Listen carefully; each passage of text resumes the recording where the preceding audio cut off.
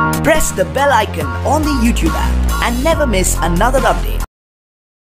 आवा हो ललही माई बैठ मोरे अंगना, आवा हो छठी माई तू बैठ मोरे अंगना। अरे कुसवायो पोखरा खनाए बाटी अंगना, आवा हो ललही माई बैठ मोरे अंगना।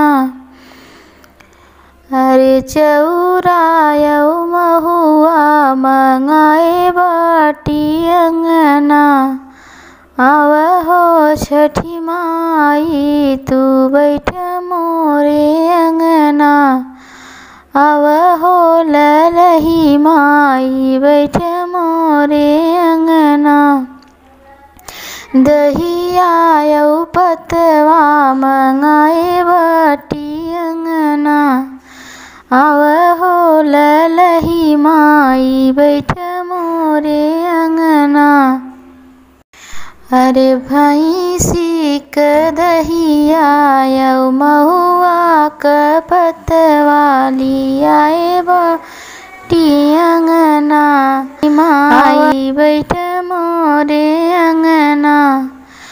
अरे मटिया क दियना, अरे भैंसी क गियना लियाए बाटी अंगना।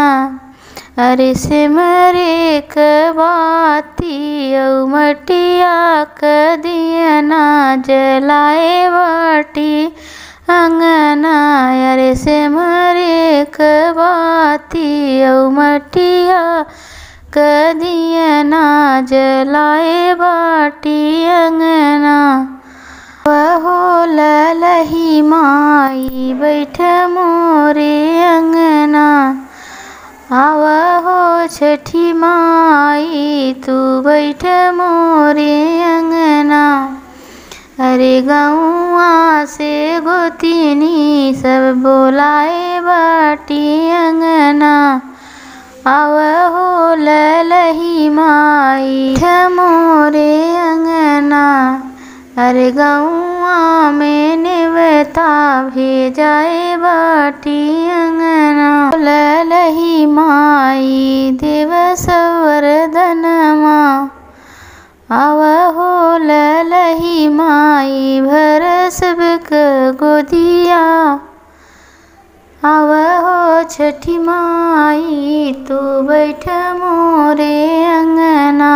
महुआ के पतिया पे भोगवा लगाए बाटी अंगना, अरे महुआ के पतवा पे भोगवा लगाए बाटी अंगना, आवा हो छठी माई तू बैठ मोरे अंगना।